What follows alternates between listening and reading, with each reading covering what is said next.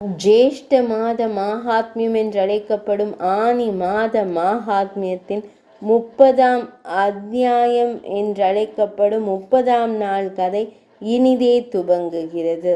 ஸ்கந்தன் கூறத் தொடங்கினார். ரிஷி முனிவர்களே, ஜேஷ்ட மாத மாஹாத்மியத்தின் திருவச்சனத்தை செவிமடுப்பதால் கிடைக்கும் பலனை நான் தங்களுக்கு கூறுகிறேன். அந்த பலனை யாகங்கள் செய்வதாலும் கூட பெற இயலாது.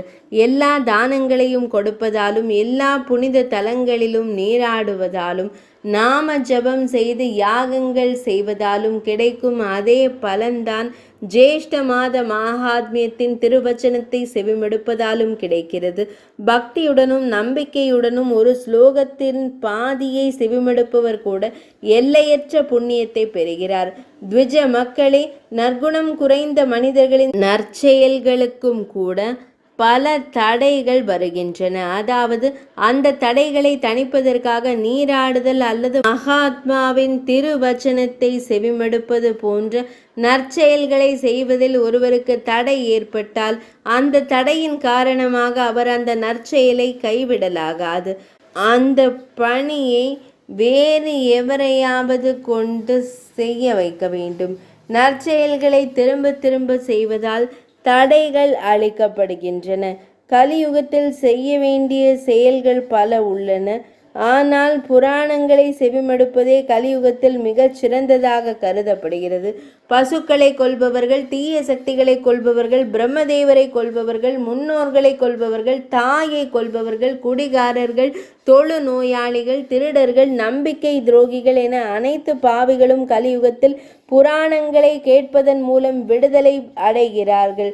புராணங்களை செவிமடுப்பவர்கள் குழந்தைகளாக இருந்தாலும் சரி, முதியவர்களாக இருந்தாலும் சரி, கவலை கொண்டவர்களாக இருந்தாலும் சரி, ஆசைகள் உள்ளவர்களாக இருந்தாலும் சரி, இல்லாதவர்களாக இருந்தாலும் சரி, உயர்ந்த, நடுத்தர அல்லது தாழ்ந்த சாதியை சேர்ந்தவர்களாக இருந்தாலும் சரி, அனைவரும் அவற்றை செவிமடுக்க வேண்டும். பெண்களும் சூத்திரர்களும் வீழ்ச்சி அடைந்தவர்களும் கூட புராணங்களை செவிமடுக்க வேண்டும். அதனை செவிமடுப்பதன் மூலம் பக்தியுள்ள அனைவரும் தாங்கள் விரும்பிய பலன்களை அடைகிறார்கள். ஆசைகள், பற்று, நம்பிக்கை, நம்பிக்கையின்மை, போட்டி, வஞ்சகம், பற்றின்மை மற்றும் நல்மனம் கொண்டவர்கள் என அனைவரும் புராணங்களை செவிமடுப்பதன் மூலம் தங்கள் விருப்பங்களை அடைகிறார்கள். பக்தி இல்லாத பாவிகள் கூட புராணங்களையும் இந்த மகத்துவத்தையும் செவிமடுப்பதன் மூலம் சொர்க்கத்தை அடைந்துள்ளனர். இந்த விஷயம் குறித்த பாவத்தை அளிக்கும் ஒரு கதையை செவிமடுங்கள். பிரதம துவாரகாபுரியில் தேவசர்மா என்ற பிராமணர் வாழ்ந்து வந்தார். பிரம்ம கர்மத்தால் சீரழிந்த அந்த பிரம்மன் எல்லா விதமான அமானுஷ்ய மற்றும் தீய செயல்களையும் செய்து வந்தார். அதன் பின்னர் அவர் தன் குடும்பத்தை காப்பாற்றுவதற்காக திருடத் தொடங்கினார். அவர் பல ஆண்டுகளாக அந்த அழகான ஊரில் தொடர்ந்து வாழ்ந்து வந்தார். பின்னர் எதிர்பாராத விதமாக ஜேஷ்ட மாதம் வந்தது. ஜேஷ்ட மாதத்தில் குடிமக்கள் அனைவரும் ஜேஷ்ட நீராட தயாராகி தினமும் கோமதி நதிக்கு சென்று யாகம், அரை தானம் மற்றும் பூஜை பொருட்களுடன் நீராடுவார்கள். அங்கு சென்றடைந்ததும் அவர்கள் அரை நீராடி தங்கள் ஆடைகளை மாற்றிக்கொண்டு பகவான் ஸ்ரீ மகாவிஷ்ணுவின் ஆலயத்திற்கு செல்வார்கள். பின்னர் அவர்கள் அனைவரும் அங்கு கூடி ஒரு பெரிய பிராமணருக்கு இருக்கை அளித்த பின்னர் அரை ஆடை மற்றும் ஆபரணங்களுடன் அவரை வழிபட்டு வியாசமா முனிவரின் அடிப்படையில் ஜேஷ்ட மாதத்தின் பெருமைகளை செவிமடுப்பார்கள்.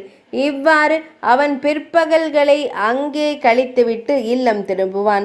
சில தினங்களுக்கு பின்னர் எப்போதும் திருட வெளியே செல்லும் த்விஜாதம் தேவசர்மா எங்கிருந்து எதை திருடுவது என்று கவலை கொண்டபடி பல தினங்களை அந்த குளத்திலேயே கழித்தான்.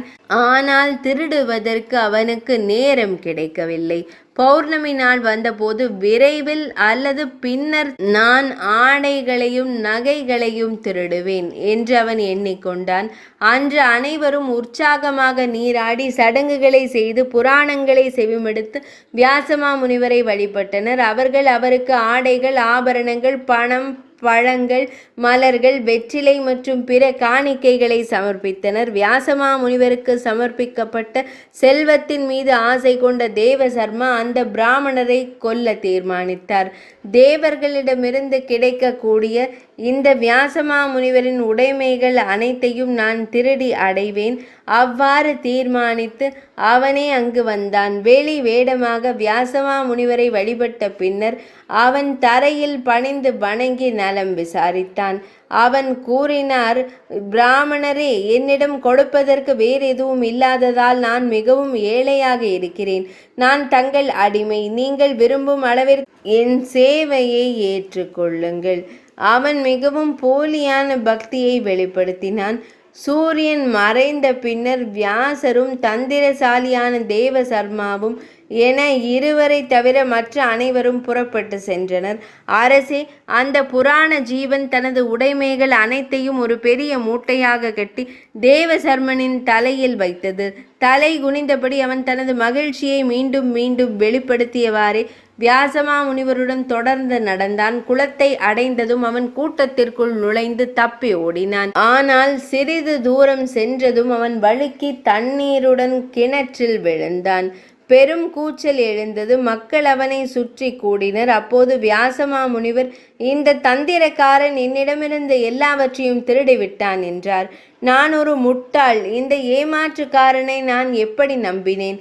ஏனெனில் அந்த அறியாத மனிதனை நம்புபவர்கள் அவனது கட்டுப்பாட்டில் விடாளத்தின் செல்வாக்கின் கீழ் ஒரு எலி மடிவதைப் போல அந்த குருடன் தானும் மடிந்து போகிறான். இவ்வாறு வியாசமா முனிவரின் வார்த்தைகளை செவிமடுத்த பின்னர் புருவின் மக்கள் அரசனிடம் சென்று நகரத்தின் வாயிலில் உள்ளேயும் வெளியேயும் இருந்த மக்கள் அரசனிடம் சென்று நகரத்தின் வாயிலில் உள்ளேயும் வெளியேயும் இருந்த மக்கள் அனைவரும் திருடனை எல்லா இடங்களிலும் தேடினார்கள் என்று கூறினார்கள். சூரிய உதயத்தில் திருடனை தேடும் பணி மீண்டும் தொடங்கியது. அப்போது சிலர் அவன் ஒரு இருண்ட கிணற்றில் கிடப்பதைக் கண்டு சென்று அரசனிடம் கூறினார்கள். அரசனின் வேண்டுகோளின் பேரில் அவன் கிணற்றிலிருந்து வெளியே எடுக்கப்பட்டான். அவனிடம் இன்னும் சிறிது உயிர் மீதம் இருந்தது. அவன் எல்லாவற்றையும் வியாசமா முனிவரிடம் ஒப்படைத்தான். இதன் பின்னர் அவன் உயிர் நீத்தான். அதே நேரத்தில் அவன் ஒரு தெய்வீக உடலை எடுத்து ஒரு பெரிய மேடையில் அமர்ந்து, புருவர்களை வணங்கியவாறே, உங்கள் குரு பலத்தால் தான் நான் இவை அனைத்தையும் பெற்றேன் என்று கூறினான். அப்போது அனைவரும் ஆச்சரியப்பட்டு ஜேஷ்ட மாதத்தின் பெருமையை புகழ்ந்தனர். அந்த பூர்வசிகளின் வாக்கிலிருந்து ஜேஷ்ட மாதத்தின் பெருமையை செவிமடுத்து பலம் குன்றி இருந்த போதிலும் அவர் வைகுந்த லோகத்திற்கு சென்றார். ஸ்கந்தன் கூறினார், பிராமணர்களே, புராணங்களின் பெருமையையும் பக்தியுள்ள பாவிகளையும் குறித்து நான் உங்களுக்கு விரிவாக கூறியுள்ளேன். ஆனால் ஜேஷ்ட மாதத்தின் பெருமையை பக்தியுடன் அனுசரிப்பவர்களின் பெரும் பாக்கியத்தை குறித்து என்ன கூறுவது? பற்றின் காரணமாக தங்கள் சக்திக்கு ஏற்ப வியாசமா முனிவரை வழிபடாதவர்கள் ஏழைகளாகவும் நோயுற்றவர்களாகவும் ஆகிறார்கள். இதில் சுருக்கம் ஏதுமில்லை. புராணங்களை செவிமடுக்காதவர்கள் திரிவிக்ரம சுவாமியையோ அல்லது தர்ஜியையோ வழிபடாதவர்கள் ஊமையாய் செவிடு முடவர்களாக ஆகிறார்கள். இதில் சுருக்கம் ஏதுமில்லை. ஸ்கந்தனின் வாக்கிலிருந்து அந்த பெருமையினை செவிமடுத்த பிராமணர்கள் அனைவரும் ஸ்கந்தனின் மீது நந்தன்வன மலர்களை தூவத் தொடங்கினர்.